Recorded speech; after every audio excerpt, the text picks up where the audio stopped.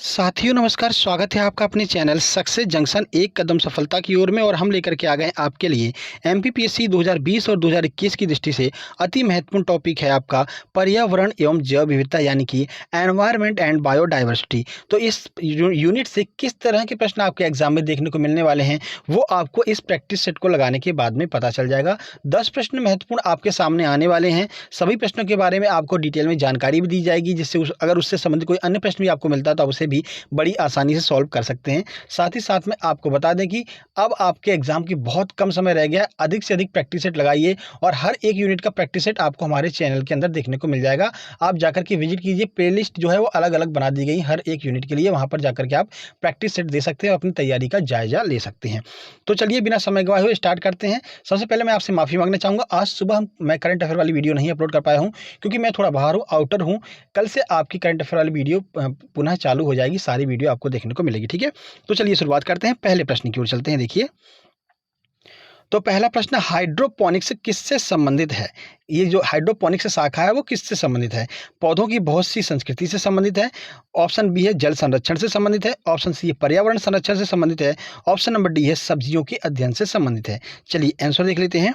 सही answer A यानी कि पौधों की बहुत सी संस्कृति या फिर पौधों की बहुत सी प्रजातियों से संबंधित है हाइड्रोपोनिक्स। अब देखिए, लोग कंफ्यूज कहाँ पर होते हैं, जहां पर भी हाइड्रो शब्द लगा दिख जाता है तो लोग उसको सीधे जल से जोड़ते हैं, यानी पानी से जोड़ते हैं। इस वजह से इस प्रश्न का जो आंसर है वो जल संरक्षण लगा करके चले जाते हैं, लेकिन जल संरक्षण जो है वो गलत आंसर है। इसका सही आंसर है हाइड्रोपोनिक्स का संबंध पौधों की विभिन्न प्रजातियों से है। इस शाखा में पौधों की प्रजातियों से संबंधित अध्ययन किया जाता है। याद रखिएगा हाइड्रोपोनिक्स के बारे में महत्वपूर्ण जानकारी। चलिए आगे बढ़ते हैं, अगला प्रश्न देखते हैं। जवाई के जंगल किस प्रदेश में स्थित है? ये बहुत महत्वपूर्ण प्रश्न है और क्यों महत्वपूर्ण है ये आपको अभी पता चल जाएगा थोड़ी देर में। देखिए, ऑप्शन ए है राजस्थान, ऑप्शन बी है Uttar Pradesh, option C Madhya Pradesh, option D है बिहार। तो जवाई के जंगल कहाँ पर स्थित है, आइए देख लेते हैं। सही आंसर है ए यानी कि जवाई के जंगल जो है वो राजस्थान में स्थित है। अब क्यों महत्वपूर्ण है वो भी देख लेते हैं। देखिए, तो जवाई के जंगल राजस्थान में हैं, जो कि पाली जिले में स्थित हैं। इन्हें कंजर्वेशन रिजर्व स्टेटस का दर्जा मिला हुआ है। ठीक है, कंजर्वेशन रिजर्व स्टेटस मिला हुआ है, इस वजह से ये हमारे लिए महत्वपूर्ण है। और ऐसे कुछ अजीबो गरीब जो है प्रश्न आपसे पूछ लिए जाते हैं जो आपने पहले कभी नहीं पढ़े हुए होते। ठीक है, तो ऐसे प्रश्नों को भी कवर करते हुए चलना है। चलिए आगे बढ़ते हैं और अगला प्रश्न देखते हैं। याद रखिएगा जवाई के जंगल राजस्थान। अगला प्रश्न, निम्नलिखित में से क्या जलवायु परिवर्तन पर एक्शन प्लान का हिस्सा नहीं है? ठीक है, इनमें से ऐसा कौन सा ऑप्शन है जो जलवायु परिवर्तन पर एक्शन प्लान का हिस्सा नहीं है? ऑप्शन ए है राष्ट्रीय जल मिशन, ऑप्शन बी है प्रदूषण नियंत्रण के लिए राष्ट्रीय मिशन, ऑप्शन सी है सतत कृषि के लिए राष्ट्रीय मिशन, ऑप्शन डी है शपथ आवास के लिए राष्ट्रीय मिशन। चलिए आंसर देखते हैं। सही आंसर है बी यानी कि प्रदूषण नियंत्रण के लिए जो राष्ट्रीय मिशन है वो आपके जलवायु परिवर्तन पर एक्शन प्लान के अंतर्गत शामिल नहीं किया गया है। देखिए, तो प्रदूषण नियंत्रण के लिए मिशन जलवायु परिवर्तन पर एक्शन प्लान का हिस्सा नहीं है। बाकी के तीनों ऑप्शन जो हैं वो जलवायु परिवर्तन पर एक्शन प्लान का हिस्सा है। यानी जलवायु में कोई भी दिक्कत आती है, कोई परेशानी आती है तो इन तीनों ऑप्शनों पर तो गौर किया जाएगा, लेकिन ऑप्शन नंबर बी पर गौर नहीं किया जाएगा क्योंकि यह जलवायु परिवर्तन पर एक्शन प्लान का हिस्सा नहीं है। चलिए आगे बढ़ते हैं, अगला प्रश्न देखते हैं। देखिए, ग्रीन इकोनॉमी प्रोग्राम किसके नेतृत्व में यहाँ पर चलाया जा रहा है? United Nation Environment Programme, option C है European Union, option number D है IUCN। चलिए आंसर देखते हैं। सही आंसर है बी यानी कि यूनाइटेड नेशन एनवायरनमेंट प्रोग्राम के अंतर्गत यहाँ पर ग्रीन इकोनॉमी प्रोग्राम चलाया जा रहा है। तो देखिए, green economy United Nation Environment Programme UNEP के नेतृत्व में चलाया जा रहा है। अब देखिए, आपसे यहाँ पर UNEP का फुल फॉर्म पूछेंगे तो याद रखिएगा UNEP का फुल फॉर्म है यूनाइटेड नेशन एनवायरनमेंट प्रोग्राम। ठीक है, चलिए आगे बढ़ते हैं, अगला प्रश्न देखते हैं। ग्रीन इकोनॉमी का मतलब है कि ज़्यादा से ज़्यादा हरियाली चारों तरफ फैलाना है, इसके लिए ये एक प्रोग्राम चलाया जा रहा है ग्रीन इकोनॉमी UNEP के द्वारा। अगला प्रश्न, पर्यावरण अधिनियम 1986 के अंतर्गत कार्य करते हुए भारत सरकार ने किस प्रदेश में सर्वाधिक पर्यावरण संवेदनशील जगहों की खोज की है? यानी कि कहां पर सबसे ज्यादा पर्यावरण से संबंधित संवेदनशील जगहें किस राज्य में पाई जाती हैं? महाराष्ट्र, मध्य प्रदेश, उत्तर प्रदेश या फिर बिहार? आंसर देख लेते हैं। सही आंसर है ए यानी कि महाराष्ट्र में सर्वाधिक पर्यावरण संवेदनशील जगहें पाई जाती हैं। देखिए, अब देखिए कुछ दिन पहले हमने करंट अफेयर में एक आपको प्रश्न कराया था कि जो महाराष्ट्र के मुख्यमंत्री उद्धव ठाकरे हैं, इनके एक भतीजे जी हैं जो कि बहुत बड़े पर्यावरणविद हैं। उन्होंने जो है महाराष्ट्र में एक नई झील और एक नई मछली की खोज की थी। कुछ दिन पहले ही हमने आपको करंट अफेयर वाली वीडियो में कराया था, ठीक है? तो ऐसे प्रश्न यहाँ पर बनते हैं। इन प्रश्नों को आपको याद रखते हुए चलना है। साथ ही साथ में आपको बता दें कि सबसे ज़्यादा जो प्रजातियाँ हैं, सबसे ज़्यादा जो संवेदनशील जो स्थिति है, वो आपकी महाराष्ट्र में ही पाई जाती है। यह प्रश्न बन सकता है आपकी परीक्षा में। आगे बढ़ते हैं, अगला प्रश्न देखते हैं। देखिए, तो अगला प्रश्न है, विक्रमशिला गंगा डॉल्फिन अभयारण्य किस राज्य में स्थित है? महत्वपूर्ण यह प्रश्न है। ऑप्शन है उत्तर प्रदेश, ऑप्शन बी है बिहार, ऑप्शन सी है पश्चिम बंगाल, ऑप्शन नंबर डी है असम। चलिए आंसर देखते हैं, विक्रमशिला गंगा डॉल्फिन कहाँ पर है?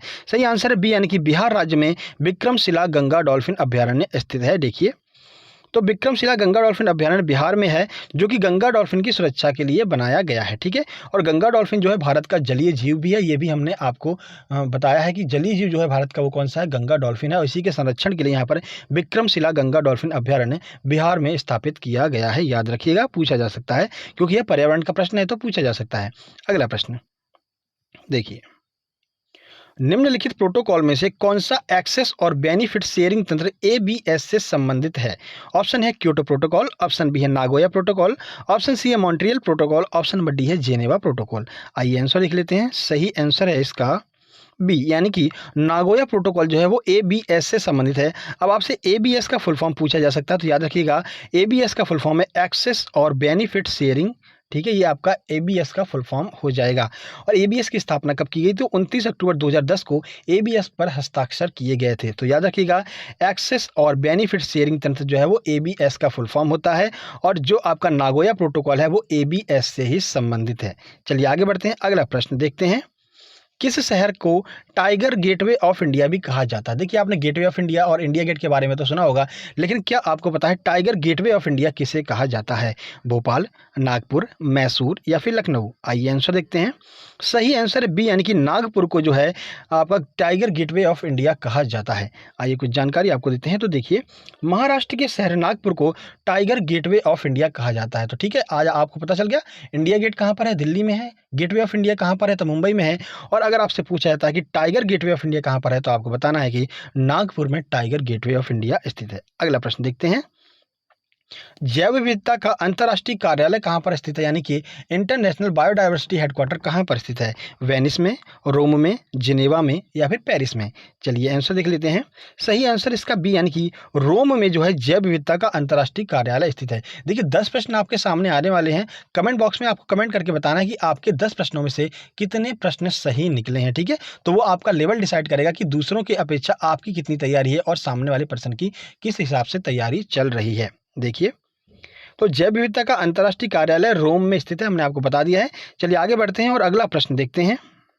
तो देखिए, CITES किस वैश्विक मुद्दे से संबंधित है? ये बहुत महत्वपूर्ण है। CITES की फुल फॉर्म भी पूछी जा सकती है। पहले ऑप्शन पर गौर कर लेते हैं। ऑप्शन नंबर ए है पर्यावरण संरक्षण, ऑप्शन बी है इंफॉर्मेशन टेक्नोलॉजी, ऑप्शन सी है जर्नलिज्म या फिर ऑप्शन नंबर डी है इनमें से कोई नहीं। आइए आंसर देख लेते हैं। सही आंसर है ए, यानी कि पर्यावरण संरक्षण से संबंधित है CITES। चलिए CITES की फुल फॉर्म बता देते हैं, क्योंकि परीक्षाओं में पूछा जा सकता है। तो CITES की फुल फॉर्म है पर्यावरण। देखिए, CITES पहली बात तो हो गया पर्यावरण संरक्षण से संबंधित एक वैश्विक समझौता है, यानी कि पर्यावरण को बचाने के लिए यहाँ पर विश्व में एक समझौता किया गया, एक मेमोरेंडम यहाँ पर किया गया है। मेमोरेंडम ऑफ अंडरस्टैंडिंग से MOU भी पूछ सकते हैं आपसे। तो ये एक MOU है CITES, पर्यावरण को बचाने के लिए किया गया है। फुल फॉर्म क्या होगा? तो convention on international trade and endangered species जो है वो इसका फुल फॉर्म हो जाएगा किसका? CITES का। अब देखिए, इसके किससे संबंधित है? तो ऐसे प्रजातियां जो कि विलुप्त होने की कगार पर हैं, जैसे कि आपकी चीता हो गया, कुछ बाज की प्रजातियां हो गई। तो ऐसी प्रजातियां जो हैं, जैसे ओलिव रिडले हो गया, हमने आपको बताया था। तो ओलिव रिडले जो कछुआ है, ये भी विलुप्त प्रजाति है। तो जिसको रेड डाटा लिस्ट में रखा गया है, उनको किस तरह से बचाया जा सकता है, किस तरह से संरक्षण किया जा सकता है, उसके बारे में जो है CITES से एक समझौता किया गया है। तो याद रखिएगा, पर्यावरण संरक्षण से संबंधित है CITES। फुल फॉर्म भी आपको याद रखना है। आगे बढ़ते हैं। तो ये आपके 10 महत्वपूर्ण प्रश्न थे। बताइए आपके कितने प्रश्न यहाँ पर सही निकले हैं। साथ ही साथ मैं आपको बता दें, रोज़ दोपहर में 12:30 बजे हम आपके लिए प्रैक्टिस सेट लेकर के आते रहते हैं एमपीपीएससी वालों के लिए। इससे पहले हम खेल परिदृश्य हो गया और मतलब सारे यूनिट के प्रैक्टिस सेट हमने यहाँ पर काफ़ी सारे अपलोड कर दिए हैं, जाकर के आप प्रैक्टिस कर सकते हैं। अलग से प्लेलिस्ट बना दी गई है, यूनिट 7 की प्लेलिस्ट अलग है, यूनिट 9 की प्लेलिस्ट अलग है। आप जाकर के बेहतरीन प्रैक्टिस कर सकते हैं। साथ ही साथ में रोज़ सुबह 7:30 बजे हम आपके लिए करंट अफेयर की जीके की वीडियो लेकर के आते हैं, उसको जरूर देखा कीजिएगा, क्योंकि अगर आप दोनों वीडियो यहाँ पर कवर करते हैं, सुबह की करंट अफेयर और दोपहर की प्रैक्टिस सेट, तो आपकी बहुत अच्छे लेवल की तैयारी यहाँ पर हो जाएगी एमपीपीएससी की। तो प्रैक्टिस सेट और करंट अफेयर जरूर देखिएगा। आज की वीडियो कैसे लगी कमेंट बॉक्स में कमेंट कीजिएगा। थोड़े कम प्रश्न थे क्योंकि हम थोड़ा बाहर है, आपको हमने पहले भी बताया था। ठीक है, तो वीडियो अगर पसंद है वीडियो को लाइक कीजिए, दोस्तों के पास शेयर कीजिए, चैनल को सब्सक्राइब करके नोटिफिकेशन बेल जरूर दबा लीजिएगा। बाकी मिलते हैं कल सुबह 7:30 बजे करंट अफेयर वाली वीडियो में। और करंट अफेयर आपको जरूर कवर करना है, आपका यूनिट 8 यहाँ पर करंट अफेयर के द्वारा ही कवर किया जाएगा एमपीपीएससी के। ठीक है, तो तब तक के लिए नमस्कार, धन्यवाद।